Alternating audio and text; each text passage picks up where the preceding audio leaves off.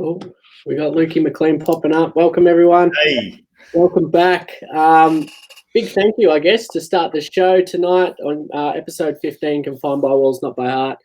I owe everyone a thank you for giving me a week off and allowing me to put up an authentic post. And to Lukey as well. I mean, I cancelled him with about 2 hours to go until the show was about to go live, and I pondered on that for a long time, just sitting there wondering if that was the right thing to do. But I think the way that Mindful Oz has always operated, the way that I've always operated, is to show up and be who you really are. And if that means that you need to take a couple of days off and a couple of nights off to heal and rest up, then that's what we advocate for. And I know Lukey's a big fan and a big advocate for showing up with that authenticity and honesty. So big thank you to everyone that allowed us to do that last week. And we haven't lost anything. We've just got Lukey McLean on a week later, a week stronger, a week better, and myself too. So I'm looking forward to punching this out tonight. But firstly, another big thank you to our major sponsors, the Resilience Agenda. I say it every week, but these things are spot on. It's the ability to make each day a learning about mental health from the comfort of your desk, and to have those tools and skill sets right from a little diary makes it so important to learn about how to build the emotional resilience up here, which leaves us in good stead. So be on the lookout for the Resilience Agenda. But if you leave a green love heart in the comments tonight, you'll go into the draw to win one of those. Lukey will be drawing that, and we'll get that in the mail to the winners at the end of the show. So again, from tonight, from me, it's a big thank you to every single person out there that allows us to continue to do this and listens in every week intently for any information and knowledge in which we share. As I say that, we both myself and Lukey are lived experience advocates. We have skill sets and trainings that deem us professional, but however, this is this episode tonight, you know, could take any turn, and what we share is from a place of heart. So if you are experiencing suicidal crisis, or any of your loved ones are experiencing that really challenging times, remember to call Lifeline on 13 11 14 or Beyond Blue on 1300 22 46 36. But tonight I also want to add gambling help. There's going to be some talks about that tonight. So if we can add the number of 1800 858 858, that is the gambling help helpline. So please remember those numbers when we need, jot them down. They're so important, and you just never know when it'll be called upon. So out of that stuff's out of the way. Lukey McLean now on this guest. And in previous weeks, I've sat here and I've done a huge introduction to my guests and reeled off how incredible they are. And however, Lukey, tonight I'm changing it up, not because you aren't incredible, but more so because I want to delve deep into your story tonight, and I want to leave all that unknown, because it's one that we haven't really had on Confined by Walls. It's as I mentioned about gambling and addiction, I really want to delve into that tonight because it's not a lot we've talked about. So I'm going to leave that for now. But what I will say is Luke began sharing his experiences with mental health, such as depression, anxiety, and addiction, in hope that he could prevent people from getting to the point that he did. He is a mental health advocate and facilitates engaging content across workplaces, sporting clubs, community groups, and workplaces. As you'll witness, he's quite the open book, and he'll share his personal battles with authenticity, as well as the strategies he has learned along the way that have helped him get back to live a healthy, happy, and fulfilling life. What I admire about Luke is his willingness to pick up, trial, and run with anything that may be of benefit to the end picture, and that's living the life that he deserves and making the difference on the world that he was born to make. Lukey McLean, live from Adelaide. Welcome, mate, to Confined by Walls, Not by Heart. Thank you, mate. I've very much been looking forward to jumping on, more so just to see your pretty face, mate. But thank you very much. And very much looking forward to having some very open chats, mate, as we always do. So thanks for having me on. Yeah, mate. I mean, I might start it there because I do often get everyone that I come on, I let them know, is there anything you don't want me to talk about? Is there anything that you do want to talk about? and you've said to me, whatever goes, wherever it goes, I'm an open book. Let's rock and roll. But in saying that, is there anything that makes you nervous about coming on and sharing these vulnerabilities like we do? Oh, I wouldn't say things make me nervous, but it's interesting how small the world is. And one of the first green hearts that I see pop up there is old Chris Thompson. And, Oh, you know, it's such a small world. And I remember having a chat with Chris about, I don't know if I was looking at playing footy at Springy Districts. It might have even been coaching, but it's one of these things that, and as you would know, particularly when you go into footy clubs, when you play footy, there's always just people that you haven't seen in 10 years. And social media, there's people that you haven't spoken to in 5 years, 10 years. And, you know, people that may have known me from when I was 18, 19, 20, 25, whatever it may be. But it doesn't make me nervous, but it just makes me, it probably reinvigorates the passion for actually talking about this type of stuff, because a lot of people then go, wow, like, I had no idea you were struggling, you know, like, so didn't really answer your question. And I tend to do that. And I think that's part of my illness is I get sidetracked very easily and I end up talking about, you know, random shit. But, nothing makes me nervous and I'm willing to go anywhere, but let's do it. Yeah, no, I think you touched on a really good point. And I mean, I had this same conversation with Dennis Armfield 2 days ago when I did an interview for him coming up for Men's Health Week. And I sat down and I invited him to an area, and I just didn't tell him what I was doing. I just said, I need you here from 2 to 5 p.m. We're going to shoot something. And I said to him, first question, like I asked you, do I make you nervous? Not giving you any heads up about how this is going to go or how it's going to look. And I mean, we're seen all the time talking about our vulnerabilities and sharing mental health. What do you got mosquitoes going? Hey, I've got this fly that wants to be on you. Like, just go away for a bit, mate. So, yeah, I mean, I think there's this misconception, I guess, and that's why I wanted to ask you is, you know, we do this stuff so often and we do it so openly, I guess, from people's perception sitting at home tonight. But there is still some things that, or I guess even telling the same things, to show up every day and to do the work that you do. Yeah. I guess it's not as if it gets easier. I mean, there's still that, it's still hard to talk about. And I know we're going to touch on some things tonight that I know a little bit about you, but I want to find out more. But the vulnerabilities, how do you push into those vulnerabilities, and how did you get into a place where you felt comfort in doing this work? Oh man, like I think even just the word vulnerability and showing vulnerability is something that I personally think I struggle with big time. Like I'm fine talking about my struggles. And it's something that I got into, 5-6 years ago now, and just realizing how much I was struggling and just looking around thinking, well, where's the help? Where's the support? Where can I learn how to get on top of my mental health? And other than going to the GP, which was something I was completely against, and other than, you know, going to the support lines that even you mentioned earlier, I was so against that it was like, I just want to fix myself. That I started thinking, well, maybe I should just go listen to some other people speak. And I started hearing the likes of Joey Williams, who you had on a couple of weeks ago. And that truly inspired me to be able to go, well, you know what? Like, this guy's been through so much. I can relate to that. So perhaps I can help other people with what I've been through.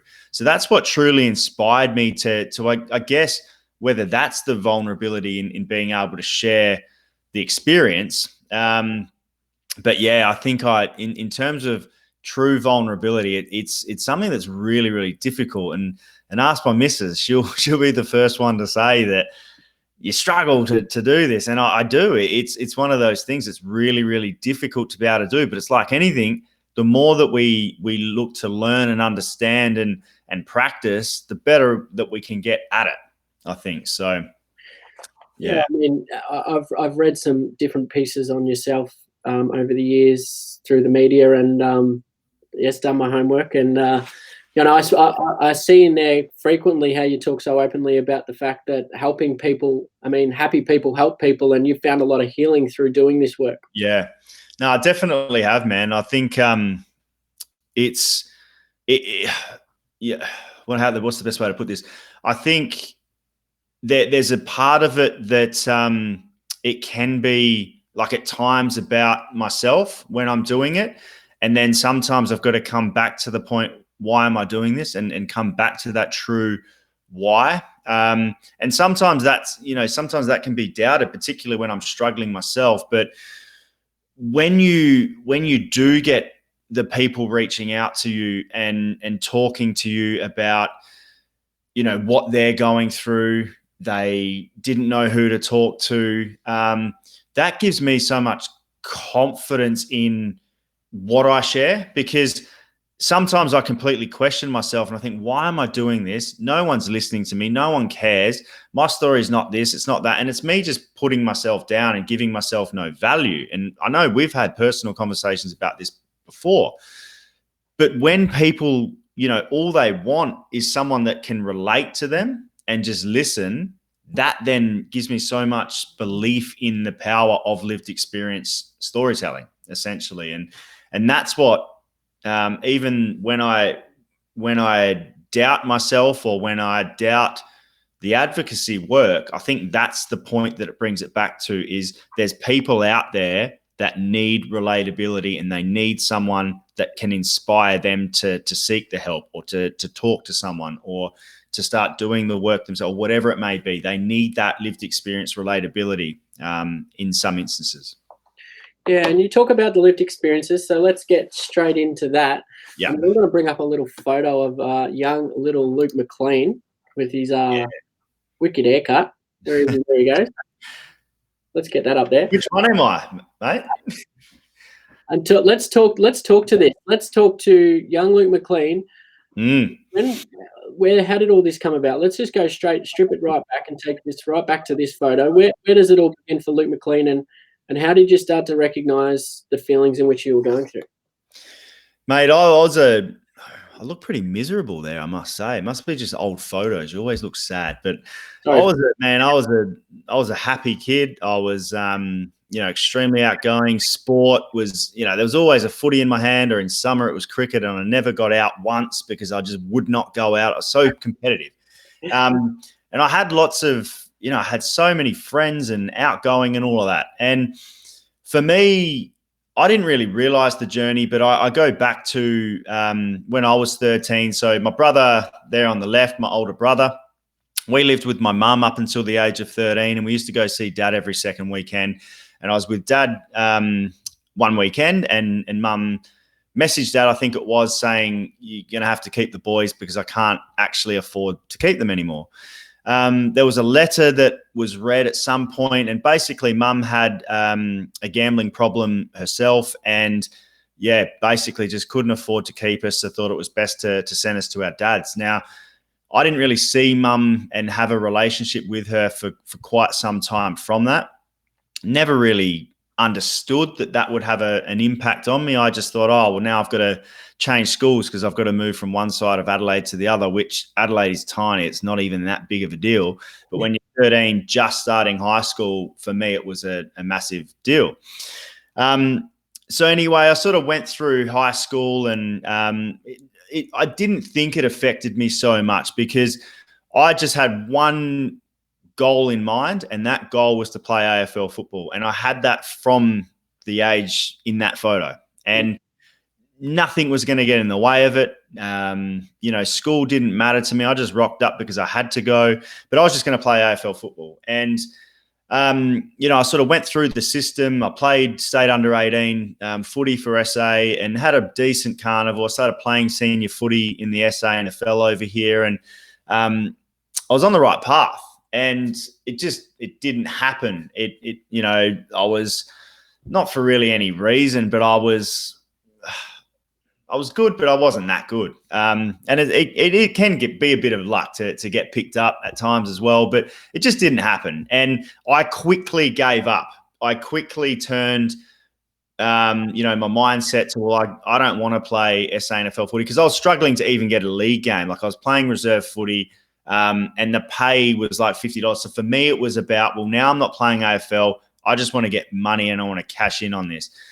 By that age as well, I'd also started gambling heavily, 17, 18 years of age. And when I say gambling heavily, I wasn't getting paid much, but I was spending anything that I had, and I was doing it a lot more than what I should have. And so that started to really come into the picture. So as a 19-year-old that was now working full-time, being offered, I can't even remember how much it was, but between $500 and $1,000 a game cash to play footy, I thought, well, this is pretty good. And, I didn't really see much of that money because it was starting to go towards the gambling. Like, man, it spirals and spirals and spirals from, highs and lows. But the things that I started to notice was I started to really isolate myself from people. I've only recently looked back on the identity perspective, and my whole identity was, I'm going to be an AFL footballer. That's how I'm going to earn my money. That's how I'm going to spend my time. That's the lifestyle that I'm going to live. And it really didn't sink into me that all just went the moment that I gave that up. And it was now, what am I going to do for the rest of my life? What am I going to do for work? What am I going to do to provide? And all of these types of things. So I truly lost a big part of myself. But the massive part that I also lost was that tight-knit bunch of, 30, 40 really close mates in that culture that I had at that football club, and not seeing them anymore. So I'm now, playing footy purely for cash, rocking up on the Saturday and straight out of there, and not invested with the social aspect of it. So I truly lost who I was as a person. And I would say for the next 10 years of my life, I really floated through, not knowing what I was doing, trying to do bits and pieces, and really having no sense of identity and who I even was as a person. So yeah, the isolation started to get to a point where I started obviously having so many negative thoughts about myself when I was failing or not achieving the things that I set myself. But because I didn't have a close support network around me, I had no one to be able to give me that bit of self-confidence or the self-value. So it just used to send me into pretty deep bouts of depression.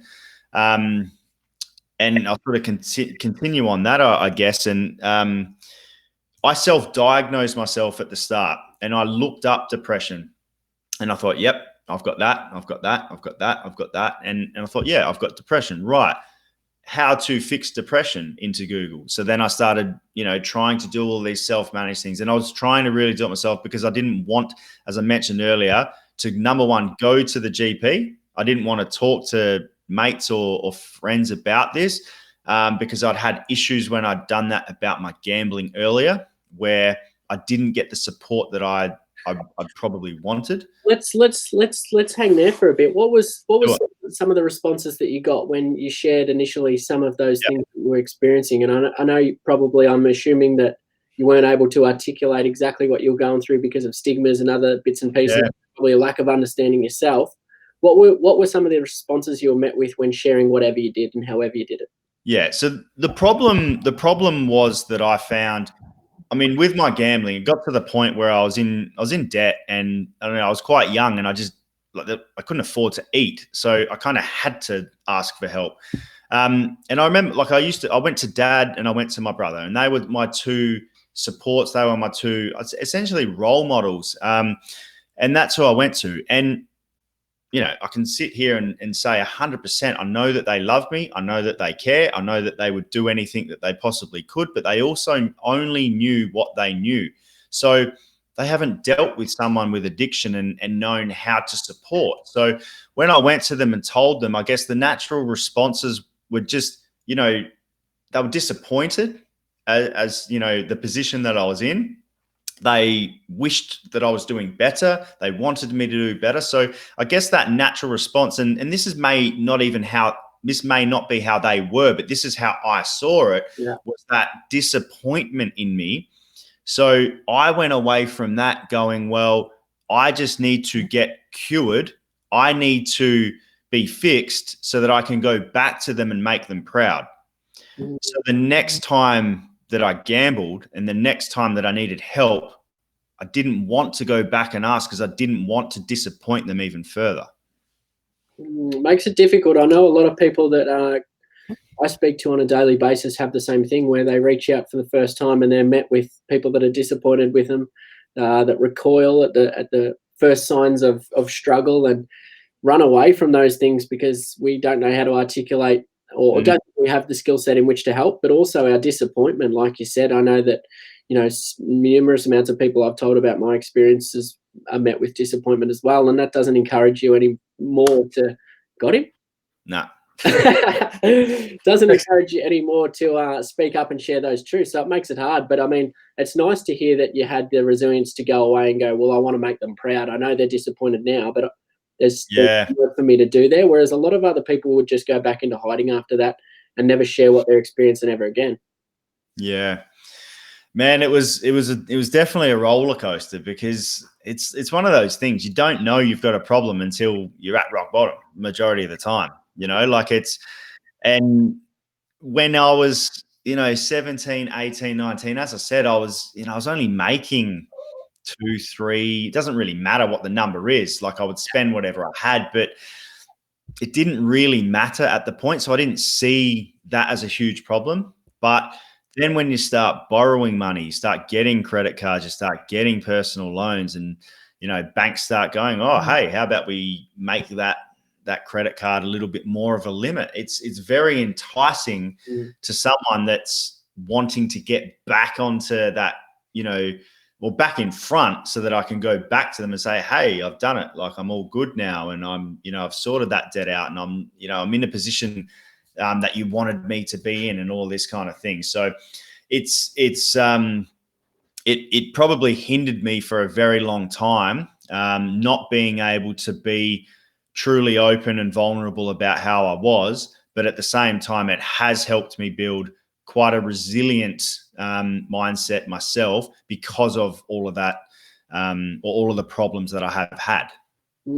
What were some of those steps in which, I mean, we'll probably get to self-care, I assume, down the path because there's some things that I want to talk about that you do that I love. In before then, how did you initially get the help and support that you needed to get back on track, and what did that look like? Oh, like this is the thing, right? So I had some pretty good periods, even when I first realized I had a problem. I had some pretty good periods of time away from gambling.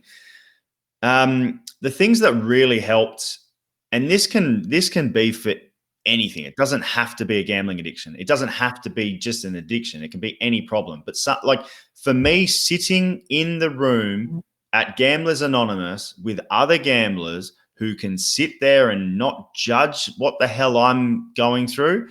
Doesn't matter if I had a punt the minute before I walked in. They would not judge. People can relate and people are there to just support and care. That was really powerful for me. So peer-to-peer support groups, which you can literally get for anything. Like it doesn't matter what it is, what problem it is that you have. Peer-to-peer support is the number one recovery for me. What were some of the things in which a peer-to-peer group? Yep. What were some of the things that made that group what it was? What are some of the things that made that group a supportive, comfortable environment for you to share whatever you shared? Yeah. So, look, when I first went there, I was shitting myself, to be honest, because I walked in and this was when I was living in Melbourne, and I went to a session in Dandenong, and man, like I walked in and I was like, I don't want to be like these people. Like, I'm not that bad. I'm not like this. So I still had so much judgment when I first walked in the room. But then I remember sitting there and I had a friend, I'm so thankful I had that support to actually get me in there and basically pushed me in the door. But when I sat down there, and there was probably 30, 40 people strong in that room. And before that, I didn't know one other person that was a gambling addict. So, what did you walk into? What's that? It's a daunting thing to walk into. Oh, I thought I was the only one. I thought I was the only person with this problem in the entire world. So, it was actually refreshing to see that, right, there's other people here that are here for help, but I didn't know what it was going to be about. And like, on your first night, you go in and everyone else is getting up and sharing stories and sharing what they've been through and all this kind of stuff. And I just remember sitting there and it doesn't matter whether it was a 60-year-old woman, whether it was a 20-year-old man, whether it didn't matter who it was. I was like, yep, I can relate to that. There was bits and pieces that were just so similar to my story that I thought, wow, how do these people know me? How do they get me so much that I don't know them? Isn't that a massive lesson right there? And that's the reason I took it to that. Isn't that a massive learning for this world? When we can just provide a space of no judgment with people who listen, with people who just show up out of love and don't show up out of, I'm going to teach you what to do and you do it, but are willing to sit there and hold space so you can share something that helps you become a better person. When we listen with no intent to reply, no judgment, no criticism, and when we just provide those spaces out of love and empathy, support and care, it's just, look what can be achieved. And out of those 40 people, how many of them are qualified with certificates hanging off the wall? Oh man, I don't think any. It's just every single person listening to this, every single person in the world has the opportunity to create that space for the next person. And I think that's why I wanted to take it there. So many of us are wondering how we get people to find the help and support they need, when the help and support they need exists in all of us, if we just show up in the right attitude out of love every time, instead of thinking that we have to know everything. Absolutely, mate. Absolutely. And I think sort of skipping forward a little bit, like I've had other people with gambling, problems reach out to me. And as I spoke about before, not knowing, I don't know if I've got the right steps for them to help and this, that, and the other. Literally just catching up with them and having a coffee with them. I've had someone message me that I had caught up with a couple of years ago, so that they've now had 2 years off the punt. Their life's amazing. They've got a missus and a kid. And it's just completely changed their life. And I'm no guru, but all that was just being there to listen and to not show judgment. I think we've all got problems, we all have. And whether we want to label that as an addiction or we want to label it as a disorder, it doesn't really matter. We've all got problems that we just want to, improve and be better humans. And so much of that comes down to just literally just caring, and by caring, just listening. Yeah, as you said, we all go through shit, and as I've mentioned on other episodes, imagine if we all walked out on the street with all the shit and baggage that we carry with us, and we all showed each other on the street our big bag of shit and what we go through. You got a couple of bags for me? Yeah, I reckon we'd all quickly grab our own bag and head back inside, because when we look at everyone else's. So, we all pretend for some stupid reason that it's sexy to not have shit. Yeah. We all have it. We all go through it. We all go to bed with the same problems. Doesn't matter if you're James Packer or if you're me, $0 and $1 billion. We all go to bed with the same problems. So has Packer got zero money now? Oh yeah, right, mate. Well, this kid has got none. So, but it's true, eh? You've got the opportunity to deal with your own shit and to know that you're not alone in your shit. I mean, you walked into a place of 40 people that are experiencing the same things. But when 40 people show up with love glasses on and show you that they care and they know and they understand, or maybe they don't understand, but they're going to pretend they do at least, and that makes you feel so comfortable going through your stuff. And you went there and you deal with your shit. You don't go there to dump your shit on them. And that's what it's all about, Yeah. When we tap into what exists, we're all strong enough. We're dealt the life we live.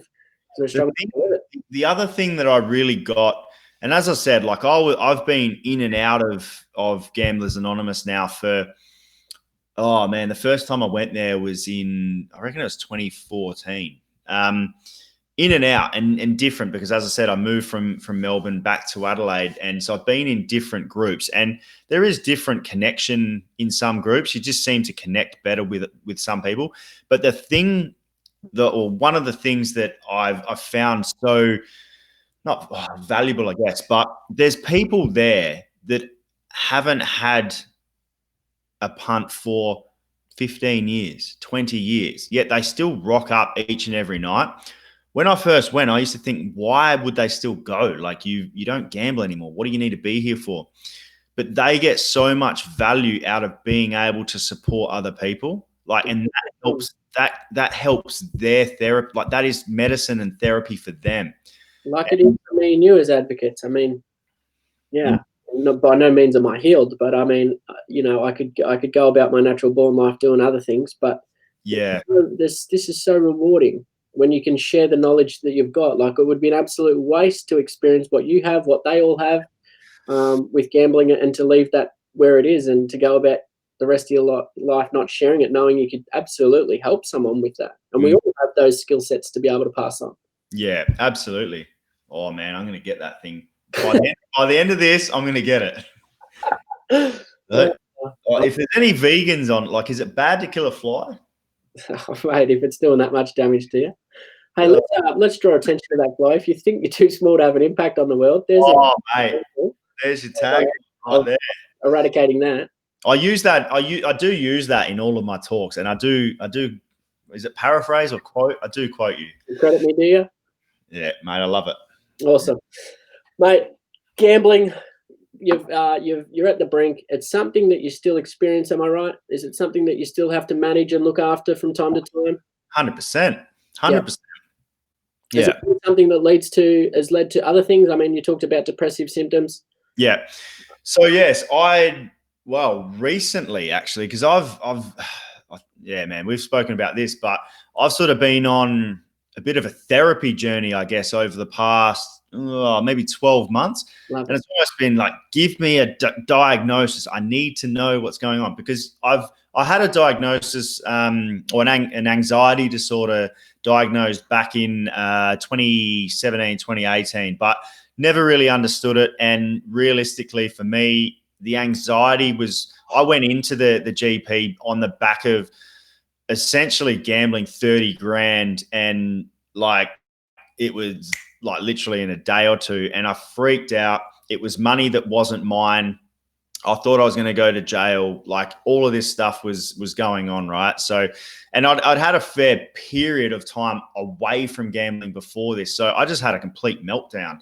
And I'd say it's probably the closest I've come, whether it was a panic attack. But I was at my brother's place, and I just couldn't speak for like 2 or 3 days, and he ended up helping me get me into the GP, and I spoke to him about what was going on.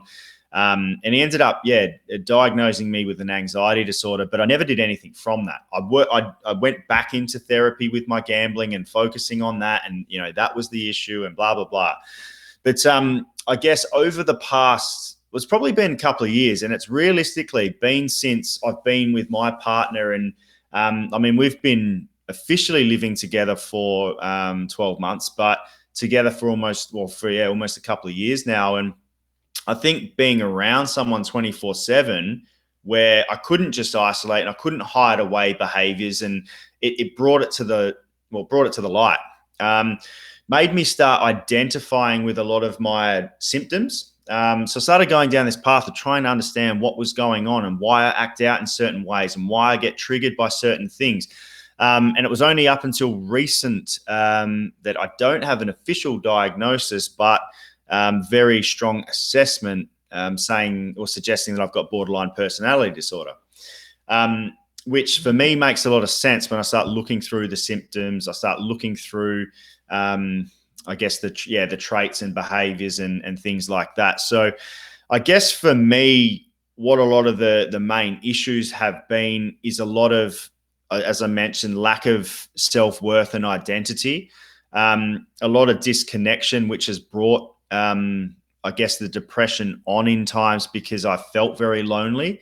I have crazy ideas and set way too much expectation on myself, when I'm feeling quite good, but then I start to feel shit effectively because I can't achieve any of it because, for example, I'd aim to set off around Australia and do a 3-month trip where I was going to speak in, it was like 70 different towns, literally drive from Adelaide all the way up the east coast of Australia, all the way around. It sounds like a great idea, but I didn't even have any money. I didn't even have a car to do it. And I hadn't organized accommodation anywhere. And I was literally supposed to go in like a month.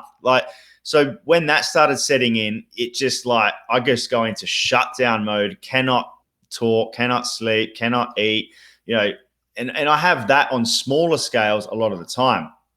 But also where it really affected me was relationships. I spoke about the isolation, but the avoidance, going back to essentially having a mother that used to tell me she loved me so much and cuddling me and all of this. I've got abandonment issues from that because essentially someone that loved me so much I can't have you anymore. So I didn't understand it. So I started to develop patterns and behaviors of protecting myself from being hurt again. So that looked like through my teenage and early 20s, really poor relationships, a lot of, see someone for a week or two and then I was out of there. Or on the flip side, I was extremely clingy because I was trying to keep them there and trying to let them not leave. So my relationships were extremely poor, and not just with women in those relationships, but with friends. As soon as I would get close to someone, something would happen and I'd ruin it or whatever. And it was a way to get out. So I've had a lot of issues with truly being able to be vulnerable in relationships and truly connect. And that has caused a lot of issues, but I've always been open to trying to understand it and manage it. How have you then got to a place now where, what are some of the skill sets? Let's dig into those, the most important thing that we'll talk about tonight. What are some of those skill sets and pathways in which you've created for yourself that other people at home can create that have got you to a place now where you start to acknowledge your thoughts and feelings and they exist? We don't try and get rid of, but we try and find ways in which we can manage them with the strength that we have right here within. Yeah, I think one of the biggest things that really helped me was essentially taken from the 12-step program in an anonymous program, but being able to do that in a relatable way was actually from Russell Brand. And he wrote a book, which I believe is called Recovery. I should know it, but called Recovery, and it's Russell's version of the 12 steps, which, can we swear on this? Absolutely. His first step, which if you're part of a 12-step program, is basically, admitting that you're powerless to something, right? And his way is, number one, are you fucked? And, it's such a relatable book. He's so open and honest about all of his addictions that he's been through, from, eating disorders when he was young, which he was emotional eating, through to, drugs, alcohol, sex, and, so many addictions but he talks about the process. So long story short, being able to understand that, I was, for someone that was I was so strong-minded when I go back to playing sport, I could always get through things. And that's how I was brought up. It was very, very difficult for me to get past step one and admit that I was powerless to gambling, because I was like, no, I can control it. I can do this. So I could not ever manage it because I was still trying to convince myself that I was in control.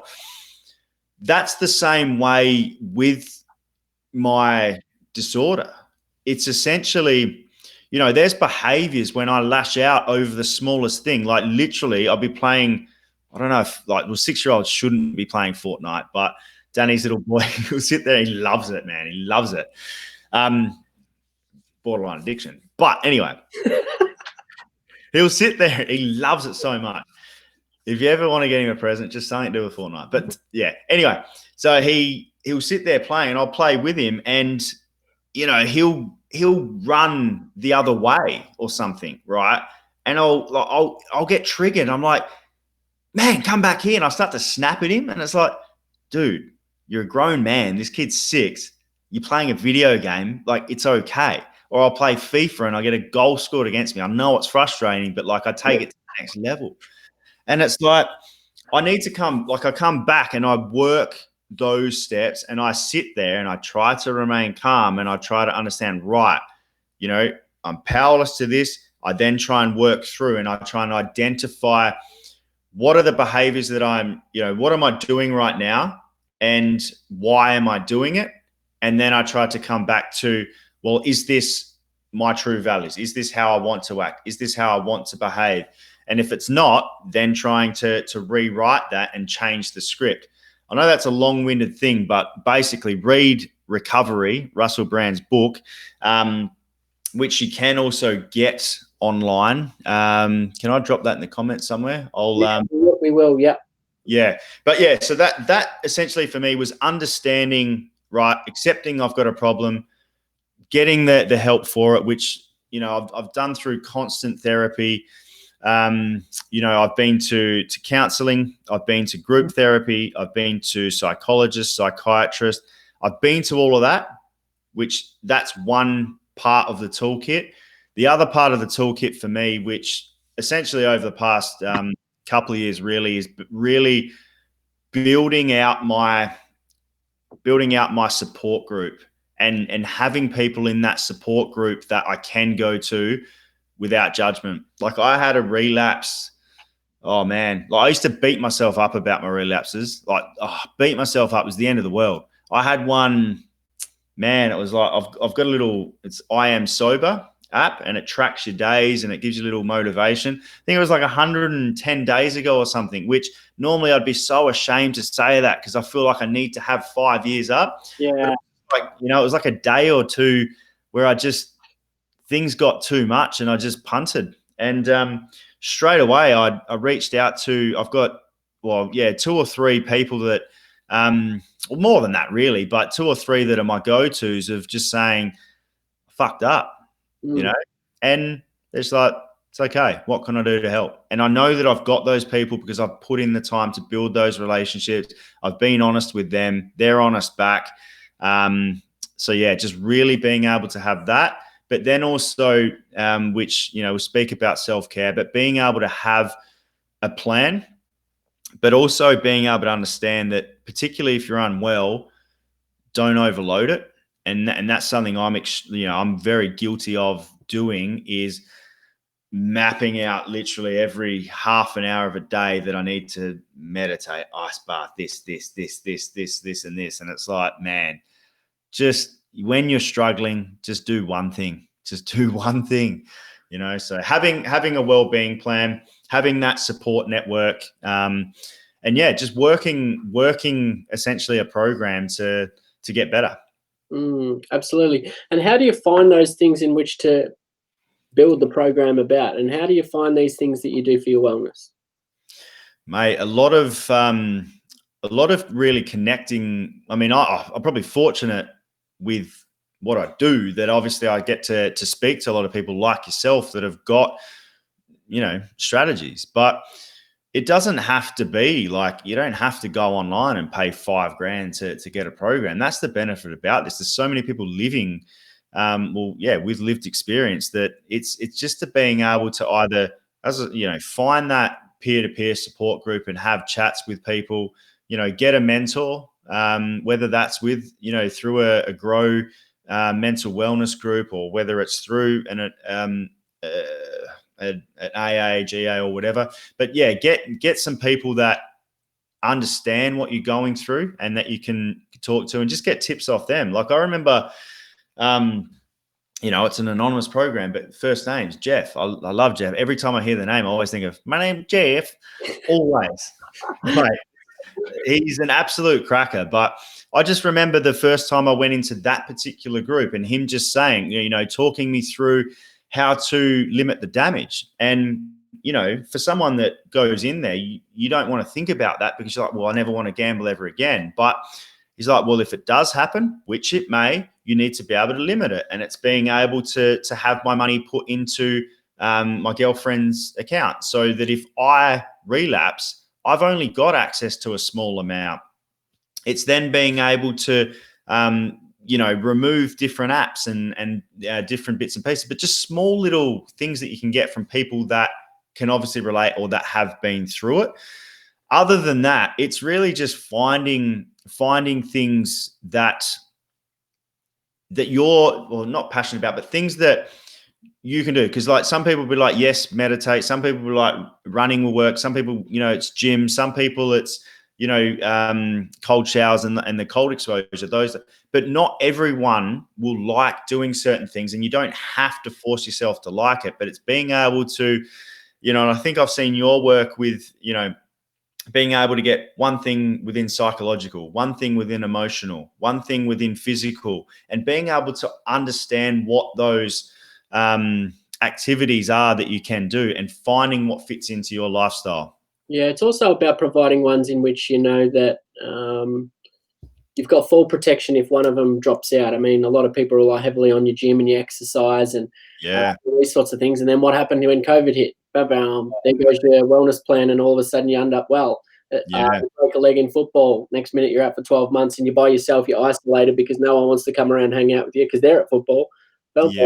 Full protection. You've got to know that you've got things that are coming into place. Hey, if I get injured playing this game, I've got this.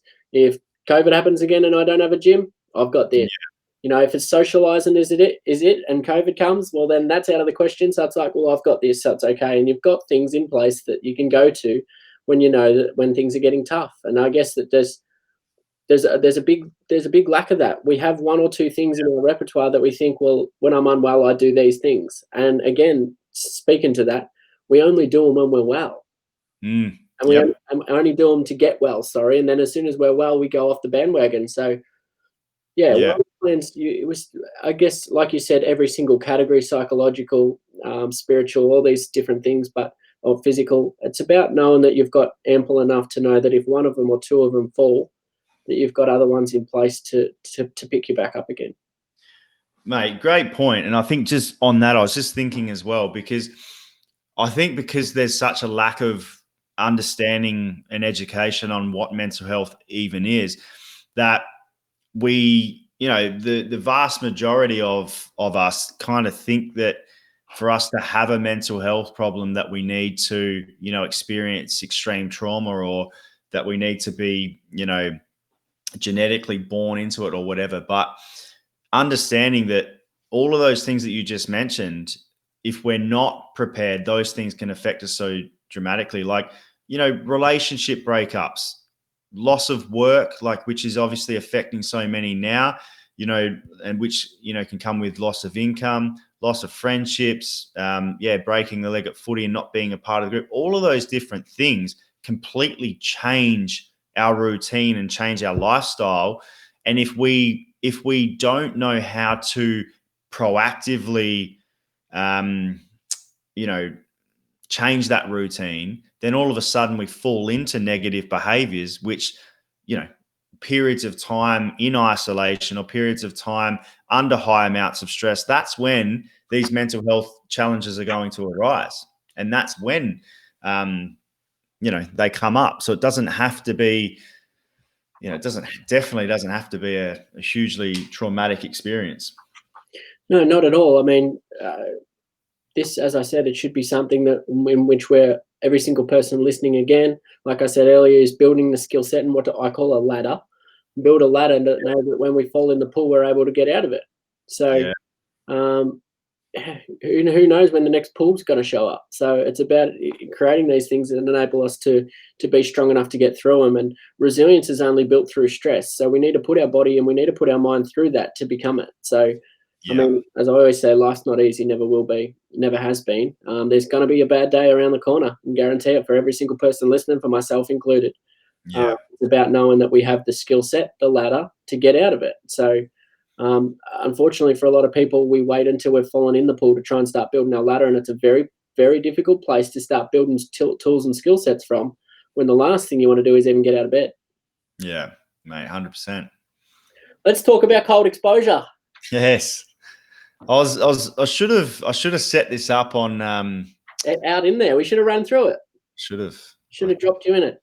For everyone who's listening, what me and Luke are alluding to is that he's got a freezer, an industrial size freezer in his garage, in which he practices the Wim Hof method and jumps into that freezer at what degrees, Luke?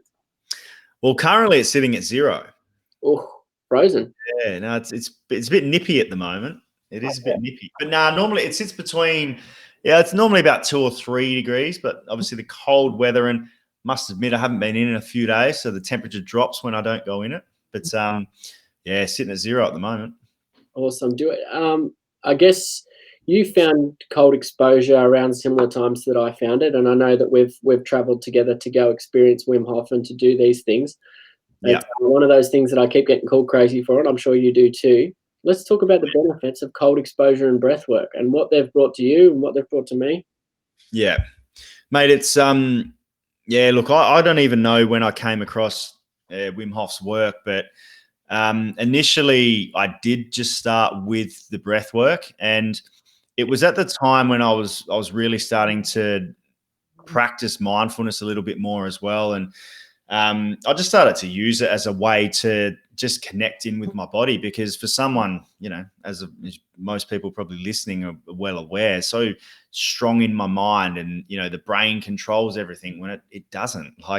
So it was a way to connect into my body, and the breath work I found just made me feel like after a lot calmer. So that's really why I started to do it. I didn't really understand what I was doing. I didn't understand why I was really doing it. But it was just something that I found that I started to notice the benefits of doing it, which the benefits, as I said, I was calmer. I was sleeping better from it. And I just had a bit more energy, which was, I loved. So I started doing that. I then started to, I guess, learn a little bit more about Wim Hof, who is a crazy, crazy man. When you the too famous quote on Google from Wim Hof is "breathe, motherfucker." He's a different sort, but what an amazing bloke he is, and he will go down with all the greats as someone who's revolutionized what it looks like to be healthy and well, and ways in which we can achieve it. What an absolute champion. Yeah, absolutely. I think, and you talk about strong mindset. This is a guy that was called crazy for fucking years, and just kept persisting because he just believed in the method and believed what he was doing would seriously help people. And it's incredible to think how many people out there are now starting to do it. But I just think the more and more, I would love for someone to go to the GP and talk about their anxiety or depression, and for them to get referred to the Wim Hof method. We laugh at that, but why aren't we looking at things in which, why aren't we giving everyone the whole skill set? Why are we giving people a 2-set menu of therapy and medication and keep coming back here? Yeah. Giving people the tools and skill sets to tap into who they truly are with the cost. Mate, I remember saying to you when we were in Sydney at the Wim Hof event, with how many people were there? There's over 1,000, wasn't there? Yeah, more than that, I reckon. 1,400 or something. And it was like the largest Wim Hof event in Southern Hemisphere or something. And I just remember saying to you, it doesn't matter how severe of a mental illness you have, if you're in that room, you were feeling good. There was no way that you could not be. I remember saying to you, when everyone stripped down to their bathers, and someone that was didn't help that I had Hungry Jacks for lunch just before we did it, but I was someone that was very body conscious, and I even said to you, look around in this room right now. There's 1,400 blokes 1,400 people, women and blokes, all shapes, sizes, colors, races, whatever it looks like. Yeah. Sit down into their bathers and were dancing together doing breath work with Wim Hof leading the charge from stage. And I was like, what an environment to be in, where there's no judgment, no shame, no stigma. No one's even looking at your body.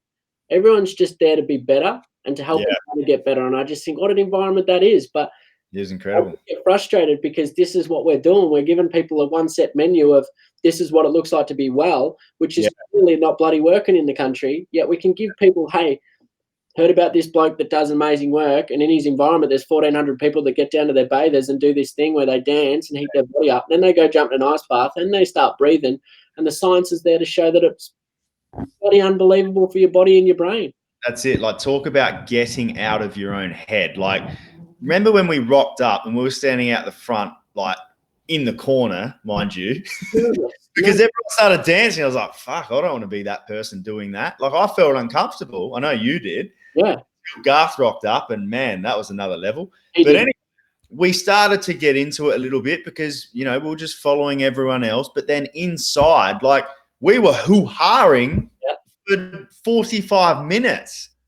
Yeah. I mean, that's if people could feel the same love that we felt that day, we would turn a lot of people's heads and minds around what's possible for themselves. And, you know, now that we know that those things exist, that's the beauty of advocacy. We go around the world and we tell people about what exists, and we give people the tools and techniques that they can look into for themselves, and not provide them with a one-set menu as this is what it looks like to be well. Because, as I said, I mean, if people could just be in that room with us that day and don't even have to follow along, just meet the people we meet.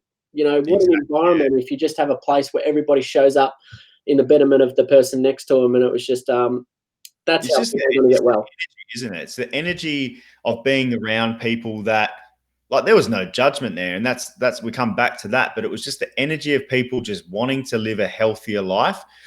And yeah, like, man, that was truly powerful. I just want to go back because I saw someone put there about the ice. Like, I know I'm sort of sidetracked, but you don't need to go and get a freezer like I have and jump straight into zero, because that's not what I did. I started, and you can do this on the free Wim Hof app and learn the methods, learn your breathing techniques. And then after I reckon 2 months of doing the breathing, I then started to look into the cold exposure, and I just started having cold showers at the end of my hot shower. And I then started to develop, well, all right, this is getting easier. So I started having longer cold showers. Mind you, this was when I was doing it, it was like springtime, so it wasn't that cold anyway. But I then started just turning the cold on, staring at the water and thinking, you know what? I'm going to fucking get in you, and I don't care that you're cold. I don't care. So I started to convince myself that I could do it. Well, what did Wim Hof say to us when he tapped us on the shoulder when we were there, and he just said, how you show up in the game is how you show up in life. Are you going to toe into the water and be scared and jump back out? Is that how you show up in life? Is that how you want to be? Or are you going to just jump in the bloody thing, get in, put yourself full of the cold, that like be in it and be proud of it? And it was funny who tiptoed and jumped straight back out. But the people who just bombed in the ice and sent the ice flying were the people that sat in there for the whole duration and just thoroughly enjoyed it. But yet those people who quit, those people who just put the little tippy toes in and then just went, nah, it's not for me, too cold, are the people that have just jumped back on the bus and went straight home. And what do they achieve out of it? Nothing. It's how you show up in the game is how you show up in life. And if you walk around scared your whole life, I don't know, but it's not for me. Oh, mate, it's like the mindset part of it was why I started doing the actual cold stuff. There's so many, you know, scientific benefits to it, you know, immune system, like strengthening immune system, which I can't remember the last time I had a cold. Like, I cannot remember the last time I have it. And that's coming from, you know, most of the time I've got a 6-year-old boy here sniffling and, you know, coming home from school sick, and, you know, Danny, my partner's got sick a lot of the time from him. I just gone. I just don't get sick. So that's one thing. But then, you know, there's so many other benefits physically and mentally about it. But for me, it's like the mindset. If I can get even just a cold shower, just start with that. If you've got cold shower with no warm turned on whatsoever, and you can convince yourself to get in it, and all you need to do is get in. You're not convincing yourself that it's warm. You just get in and just start to breathe and just control the breath. And all of a sudden you're like, this is actually easy. As I've always said, if we build a healthy relationship with every single thing in our life that causes us stress, pain, or discomfort, build a healthy relationship with anything in our life that causes us stress, pain, or discomfort, imagine how easy life would be. What causes discomfort? Cold water. Imagine So every single morning, for anyone that's out there listening that jumps in the shower of a morning, when you turn the hot and you get your temperature of your shower to perfect, however you like a steamy hot shower, and then you jump out of it in the morning, the first thing that your head says when you jump out of the hot shower in the morning is, get me back in there. Yeah. Your head releases cortisol, which is the stress hormone. So if you reverse that and you spend your hot shower for 5 minutes and the last 30 seconds of your shower is on cold, pure cold, or even a little bit cold, when you jump out, your head's going, oh, thank God I'm out of that water. It sends dopamine, which is the happiness drug. It's a no-brainer. I mean, let's talk to it now. Jamie has commented, does the breathing technique of in through the nose, hold, and out through the mouth also count with the ice bath? Yeah, Jamie, say that there's a better way to do it. Yeah, I mean, all I do, I feel like there's many different ways and whatever works for you. And particularly I've done a fair bit of work recently with one of the Wim Hof method instructors out of Adelaide, not just on the Wim Hof method, but also on some other breathing techniques that he's got. And he is very much about do what you feel, like your body kind of does know best a lot of the time. But for me in the ice, it is, I am through the nose and then it's just a long breath out. But the other times I just do it through the nose. So yeah, I don't think there's a wrong way to do it, but I could be wrong. Just for those that are listening to understand, we're talking a lot of jargon here, probably to a lot of people. To understand it, the importance that the breath work goes with the ice baths. When Wim Hof does his breathing, it's about oxygenating the brain. What we do as humans is we breathe in and we let the same amount back out. It's the same. So we're not oxygenating the brain. We're getting these air levels and oxygen up to about here within our brain, which is only tapping into certain networks and pathways of our neurological system. So when we can breathe in more oxygen than we let out, all of a sudden we've got oxygen up here building up. And if we can fill and alkaline this whole brain and whole system with more oxygen than we let out, we're tapping into and creating more blood flow to different parts of the brain, which unlocks different parts of the brain, which gives us more increased focus, clarity, creativity, imagination. We learn to regulate our emotion. We learn to regulate our pain, our temperature.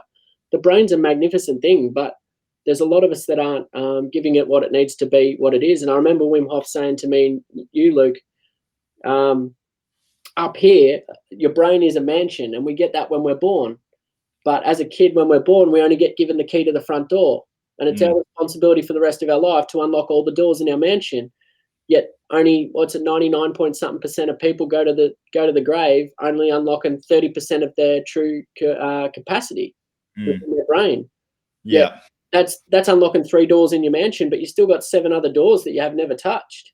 So imagine if you could oxygenate the brain and get blood flow to different parts of the brain that enable you to see the beauty of the whole mansion, not just go to 3 rooms on the first floor. And I think that's the most easiest way for people to understand the beauty of breath work. I don't know if you want to add anything, Luke. Oh, mate, you articulate it so well. I need to hire you for all my speaking gigs, and I just stand there and nod. Yeah. No, don't do that. No, I'm passionate about it because I guess there's a lot of people with a lot of misconceptions around what it looks like and stuff on that. I love my hot showers too much. Hey, guess what? I love my hot showers too, but now that I know what cold showers do for me and my brain, and now that I know what breath work does for my brain and my clarity, my focus, and living a healthy, happy, and fulfilling life like we deserve, but also like Luke said, I have a 9-month to 12-month period where I don't get sick. These are no-brainers. Once you know what the body and the brain can do, you won't ever go back. And saying that, it's Melbourne at the moment, and having that cold shower of a morning is bloody hard work. Ooh, yeah, it's nice and cold in Melbourne, I'd imagine. Now, just on that as well, like going back to the breath work, and this is something where I was, trying to practice on my own, once again, via the Wim Hof app and doing the fundamentals course and that sort of stuff. So that's where I learned it. And I started noticing the benefits, as I said. Obviously in Sydney, when we were there, you almost passed out when you were doing it. But then, you literally almost passed out. I had, and this is well within COVID rules, but I had Kim, who is a Adelaide instructor, around, and a few of my mates a couple of weeks ago, and he took us through a session. And man, like, it was to be able to just do it with someone. Like, we went deep, like so deep. Like, my arms were laying on the ground, so I'm laying on the ground like this. I could not lift my arms because they just felt that they were nailed to the ground, and I just felt amazing. Yeah. So all I would say for anyone that hasn't done it previously, just download the free Wim Hof Method app and just start watching his videos. There's lots of instructions about how to do it properly, how to do it, his way and whatever. Just start practicing and feel comfortable. It's no competition. Just start practicing. But then also, I know that over here, they're starting to run more. I know we're giving a massive plug here, but they're starting to run a lot more workshops. Get along to a workshop. I know there's plenty in Melbourne, plus all around the country. Get along to a session and just start to be around people as well that want to be healthier and happier. Yeah, absolutely. I mean, you're just talking about it. Like, I've ran Jamie, who we've had on Confined by Walls, Not by Heart. I've rang Griff, who's in the comments there, that dropped incredible before. I've put two of my friends through the ice baths and the breath work, and they've picked it up like that, and they speak so highly of what it did for them, and they've ran on with it. And I think that's the beauty of it. It's not necessarily sitting here and plugging. You want everyone to know what this looks like and feels like. And as you said, you don't have to take the body to anywhere it doesn't want to go. Yeah. But when we say that, we're already doing that. What we're doing right now is taking the body to where it doesn't want to go, because we're not living at our capacity. The body was not designed to be half-assed. We weren't designed to do things with mediocrity. And that's what a lot of us are doing. So if you want to take the body to where it doesn't want to go, take it to the deep places of breath work and cold showers, cold exposure. When we sat there in that stadium that day, and I turned to you and you woke up, and I thought I'd passed out. You did, I think. My body and my mind went to a different place, and in that place you find the answers. In that place you find that the things that are happening to you in your life are happening for a very good reason, but only when you get to that place do you realize what the reason is. Yeah. You find your path, and I just think it's a very beautiful thing. You see the world in a different color. And what a beautiful thing that is. This brain, so powerful, and the things that it can do if we treat it the way it needs to be treated. Absolutely. Yeah. Any other things amongst your wellness plan, Lukey, before I jump into my questions? We got any questions in here? Anything in your wellness plan that you want to get off your head now, mate, and out there into the world that will make people better people, more resilient people? Fire away. I definitely think that is a big part of it for me. Mindfulness meditations for sure as well, but I combine them with my breath work now. So I actually do my breath work, and then once I've finished the breath work, I allow the calm. Like with my mindfulness, I normally am just doing like focusing in on my breath anyway, and then I might do a little bit of a body scan. So I generally do about 10 minutes. That for me, like I'd say it really did change my life when I started to practice mindfulness, because I was always so worried about the shit that I'd done in the past, or, what was going to happen in the future, that I wasn't present. And I noticed when I'm not practicing consistently or regularly, that's when I start to become a little bit less present in conversations or when I'm around people. So that for me is a massive way to be able to be more present. So that's a very, very, very, very big part of it, mate. Like I would say recently, like I sort of fell away from the gym a little bit. I always used to go to the gym like every single day when I was playing footy. Like I loved it. I started to get a bit more of the dad bod, which I'm okay with. I'm content with that. But, I fell away from the gym, particularly through COVID. No home workouts. I was going for walks and all of that sort of stuff. But I must say, like, even this week from getting back in the gym on Monday, I just feel so much better. Whether that's lifting weights, whether that's, walking on the treadmill, whatever it is, just doing something to get that little bit of a sweat, or to get, it's so valuable. And like just those little things can be so so valuable. Yeah, for anyone who hasn't listened to any of the other previous episodes, 26 minutes of rigorous exercise, which is just something that lifts our heart rate past resting. Like Luke said, even if it's a walk, anything that elevates the heart rate, 26 minutes of equates to 12 hours of good positive brain health. It releases enough endorphins in our system to give us 12 hours of good positive brain health. It's a no-brainer. Get moving, get into flow, and do something that's going to lift that heart rate in the next 24 hours and tell us how you feel. Kerry, back to your question. Do you need someone with you for safety with the Wim Hof method?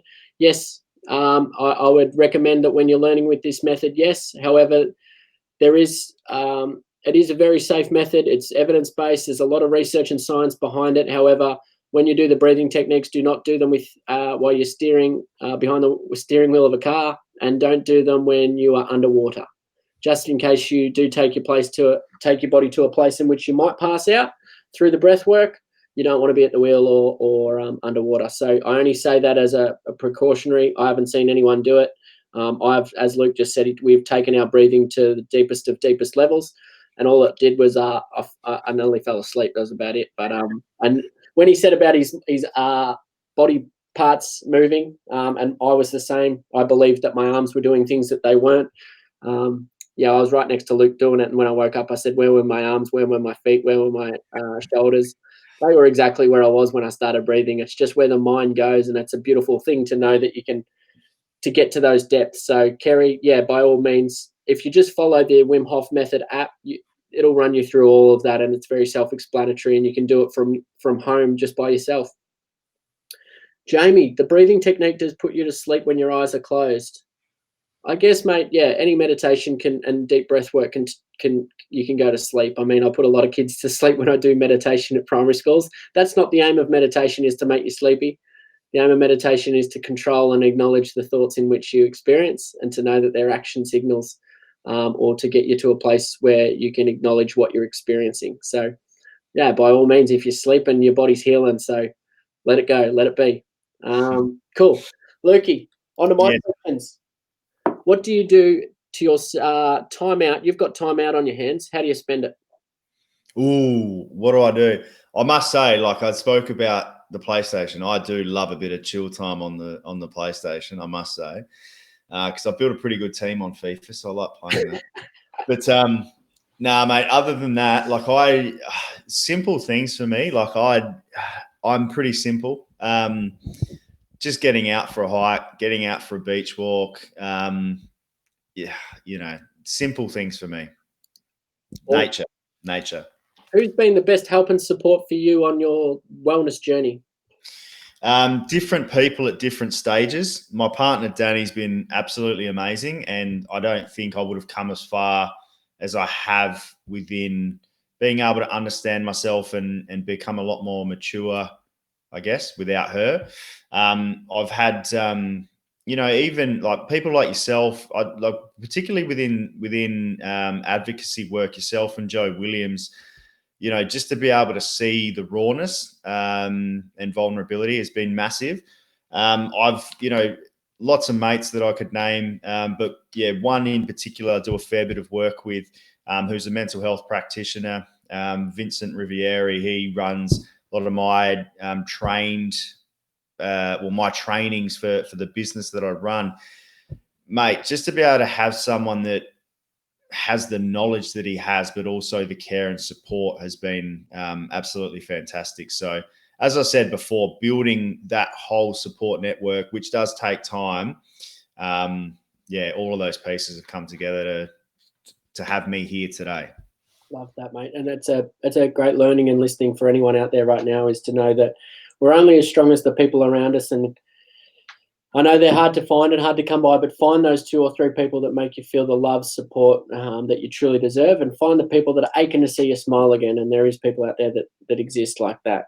Lukey, favorite book? Ooh, Recovery by Russell Brand. I really love that one. But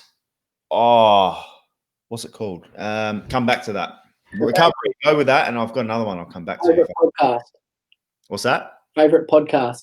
Oh, Mind Over Matter podcast is pretty good. I just walked straight into that. For anyone that's listening, Mind Over Matter podcast with Luke McLean, this special man right here, interviews some amazing guests from all around the globe.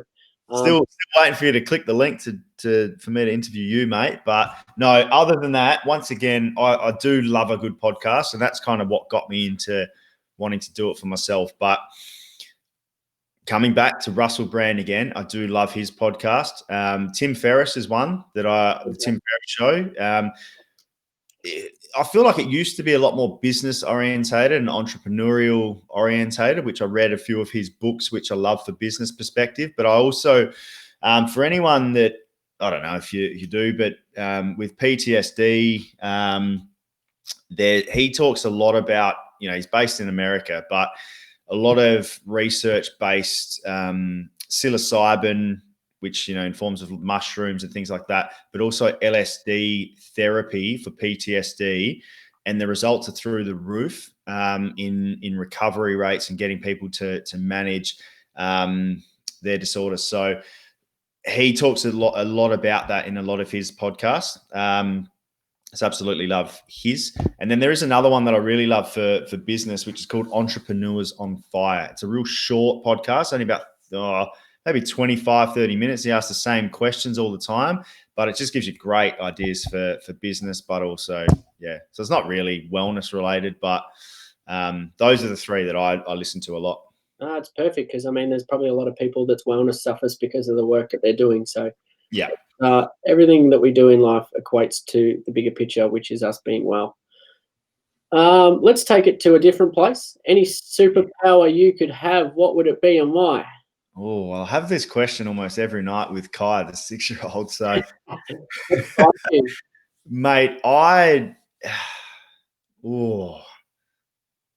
it's a good question. What's yours? What's mine? Yeah. Invisible. I was going to say, able to do the work that I do without being seen or heard, and to not to have everything else that comes with it, or to the responsibilities, I guess. I didn't sign away when I started to do this work for Mindful Oz or in the mental health field. I feel like as soon as I did and signed up to do the work that I do, that I lost a lot of the abilities to be just Matt Runnalls, and that's the part that I missed dearly about it. And a lot of that's my own wrongdoing, but I wouldn't change it for the world. But I'd like to be invisible and just go about and do my business. I'm an extrovert when I'm doing mental health work. I'm very much an introvert away from this microphone. Yeah. No, I understand, and well said, man. I would actually say I would like to be able to teleport so then I can just travel like that. There you go. Yeah, there's been a few people that have said about that, and time management's a huge thing. So absolutely, you'd spend more time with the people that you love and be able to do more things in your wellness plan, right, Luke? That's it. All right, if another one left of center. If you could have dinner with anyone, dead or alive, who would it be and why? 3 guests. Oh, man, Wim Hof. Wim. We knew it'd just be a crazy dinner.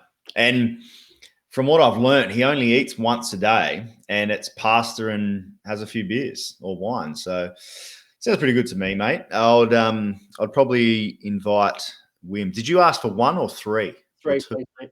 3. It can't just be a one-on-one date with Wim. Right, Wim. Wim, I would say my beautiful partner, Danny, because she's an amazing cook. So she'll cook for us, I would imagine. And on that note, I would say my beautiful unborn baby that is on the way. I would have that at my last question or statement to make at the end of it. Mate, no. The Mindful team, myself, and every single other person watching this, congratulations to Luke and Danny. They have a little one on the way. Gender reveal to come, which we'll have to share. But, mate, I can only imagine how exciting that is and how well that will make you having a little you running around, and someone you can pass all the skills and knowledge you have onto. That's for sure.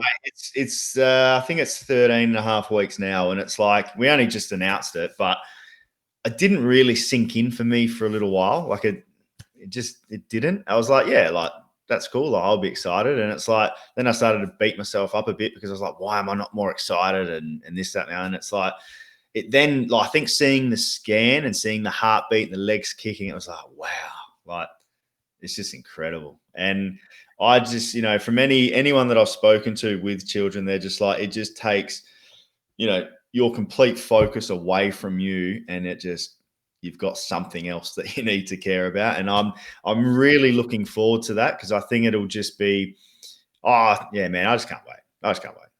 I'm excited for you, mate. It's the end goal of me, and I can only imagine how exciting it is for you and Danny, and we wish you all the very best here at Mindful Oz. But Thanks, I'm saying that we've done our dinner guests. Yes. This one's a bit more serious, mate. What would your advice be for anyone that's experiencing gambling problems right now? Well, anyone that's listening to this, you can obviously reach out to me. I'm more than happy to have a chat. But other than that, mate, it's really being able to just identify if it's a problem, and if you do think it's a problem, then find someone that you can confide in and talk to them about it. I would say get yourself to a meeting, but I actually don't know what's going on at the moment, whether there's online meetings. I'm sure there is. So just gamblersanonymous.com.au, or just search Gamblers Anonymous in whatever city you're in, and I'm sure you'd be able to speak to someone about it. But just identify the problem, understand that gambling is one of these things that it's just socially accepted in Australia. It's everywhere. There's ads everywhere. So it's very easy to just believe that you don't have a problem. But it just comes back to, well, how much time are you spending on it, and how productive or unproductive is it making you? Why are you doing it? Like, what's the actual reason behind you gambling? Is it affecting relationships? Is it, affecting work? And if it is, understand that it's a problem, and it's only going to get worse the longer it's left untreated. So confide in someone, talk to them, do the work in actually trying to get yourself to a meeting, or at least connecting with an online group that can essentially keep you accountable, but also can provide that relatability, because some people obviously aren't going to be able to understand why and what you're doing, but to be able to have people around you that can is extremely important. Absolutely. And if for anyone that's listening who missed the start, rewind and watch the first minute where we drop the gambling helpline number, and I'm sure that'll be a big help, and something to maybe slip into your wallet, or slip somewhere every time you think about going. Sorry, there is actually a lot. Like, there is a lot of services out there as well. Like, I have tried a few, and some have worked and some haven't. So just be willing to admit that there's something that you want help with, and be willing to try and find it, because there's free psychology services that you can get access to that do a number of different therapies to be able to help you manage that problem. Love that, mate. Again, I'm going to hit you with this. You got 60 seconds on the clock to talk to young Luke McLean that you see back here in this photo right now. 60 seconds. What would you tell that little fella, knowing what you know now? Where is he? Is it up there? No. I know the photo. What would I tell him? I would say, mate, just be you. Just be honest. Be proud of yourself. You're going to make mistakes, and you need to be okay and understand that you will make mistakes, but just use them to grow and use them to help people. And I love you, mate. I love that. So important. We love little Lukey. We love older Lukey. Lukey, what have I done here? I don't know how to work technology. Anyhow, I guess if you've got 60 seconds on the clock, likewise, you've spoken a little Lukey there, but if someone's looking down the barrel tonight and someone's watching this at a later date, what is it that you want to tell them that might just help get them to a place of wellness? What's something that you wish you had have known? That, like, just to remember your worth. Like, remember that we've all got value, no matter how shit you feel, no matter, how big the problems are. I think it's so important, whether that's putting, something on a whiteboard, or, getting rid of all of the the apps on your phone and having the main screen on your phone is, something of value to you. Just keep remembering that you are of value, because, when it's been really dark for me, that's the thing that starts to drive me further down, is starting to believe that I'm worthless. So continue to believe in the value that you have, no matter, how dark it may seem. Love that, mate. And before we finish up, and we're wrapped, and we're very grateful for having you on. Where can we find Lukey McLean and the work that you are doing? I mean, we haven't really touched on it, but as I said earlier, Lukey does a mammoth amount of work right around the country, not only for Mindful Oz, but for his own organisation, Mind Over Matter. Works in schools, sporting clubs, and workplaces. Where can we look to find you? Where can we hire you, and how can we achieve wellness with you? Yeah, mate. Look, easiest way is probably just the Mind Over Matter website, mindovermatter.com.au. Obviously, there's contact forms there. Otherwise, through socials, Luke McLean.